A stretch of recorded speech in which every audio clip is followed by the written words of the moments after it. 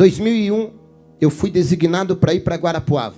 E quando eu cheguei em Guarapuava, o irmão Juvenilio cuidava da parte da limpeza da igreja. Fazia uma semana que eu estava como pastor, ele entrou no meu gabinete, no meu escritório, e falou: pastor, eu vim ver se o senhor vai permitir, com molho de chave, que eu continue com as chaves da igreja. Eu tenho todas as chaves dos escritórios, dos departamentos aqui, porque eu faço a limpeza da igreja. Aí eu falei: mas, irmão Juvenilio, quanto a igreja lhe paga por mês? A igreja estava enfrentando algumas dificuldades financeiras, para a gente ver se a igreja vai ter condições de continuar pagando. Ele olhou para mim e falou: pelo amor de Deus, pastor, não fale em dinheiro para mim. Eu falei: por quê? Ele falou: não, eu sou aposentado, pastor. Eu limpo a igreja, mas eu não cobro nada. Eu falei: sério? Sério. E eu já tinha vindo de situações de processo, de gente que trabalha 15 dias para a igreja e quer ganhar 10 mil reais de processo. Eu falei: isso não vai dar bom, não.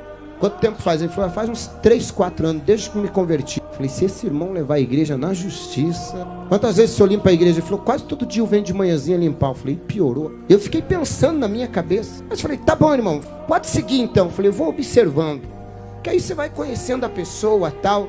Aí, todo dia, 7 horas da manhã, ele tinha um Fiat Uno 147. Ele encostava o Fiat Uno dele lá e ia lá limpava a igreja. Eu vinha pro culto segunda, quarta e sexta. 8 horas da manhã eu chegava na igreja, o irmão Juvenilio olhava para mim, falava: pastor, agora eu posso ir, tá tudo limpinho.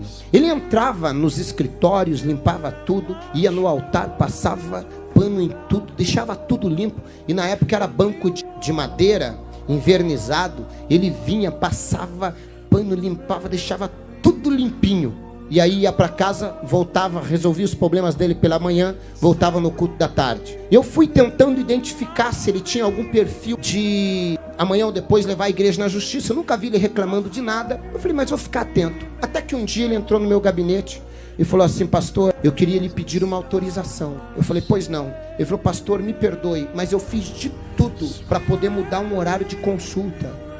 E o médico não tem outro horário, só pode me atender 8 da manhã. Eu estou com alguns problemas de saúde e eu queria pedir se o senhor me libera de eu limpar a igreja esta quarta-feira. Só que se o senhor disser que não tem problema, eu remarco consulta de novo, espero, era pelo SUS, espero nem que demore 6 meses, mas eu não vou abrir mão de cuidar da igreja para uma consulta. Eu falei: irmão Juvenilio, quanto o senhor ganha para limpar a igreja? Ele falou: não, nada, pastor. Eu falei: irmão Juvenilio, o senhor não é um funcionário, o senhor não tem carteira assinada. O senhor não precisa nem justificar. É problema de saúde, vai cuidar da tua saúde. Ele falou: pastor, o senhor não vai ficar bravo comigo? Eu falei: meu Deus, esse irmão é diferenciado. Eu falei: tem gente que arruma, ganhando, arruma desculpa para não ir.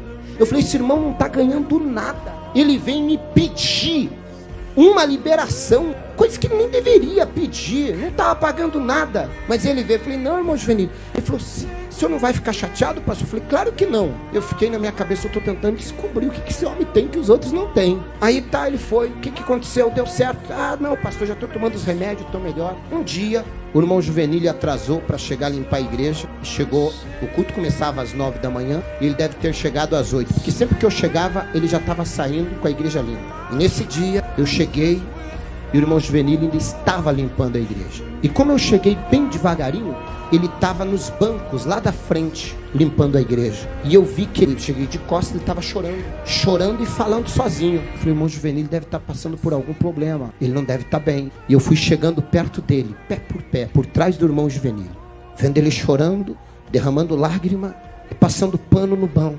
E quando eu cheguei perto dele, eu ouvi a oração de alguém que realmente serve a Deus. E ele estava assim: Senhor, eu era um bêbado, minha família ia se perder, eu não valia nada. E a Bíblia diz, antigamente, só podia entrar no teu santuário os levitas para auxiliar na limpeza. Mas no Santo dos Santos, só o sacerdote. E o Senhor me deu a oportunidade de poder limpar até o teu altar, aonde o teu servo vai pregar. Eu, um bêbado, estaria morto se não fosse o Senhor.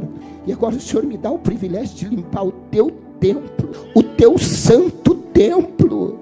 Isso é um privilégio que não tem dinheiro que pague. E aí ele orou e falou: Senhor, quem sentar nesse banco seja alcançado por cura.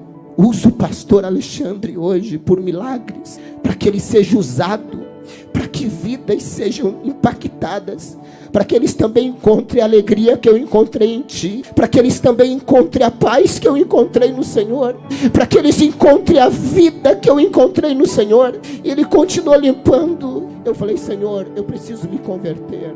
O culto não era eu que estava fazendo, era ele que estava preparando.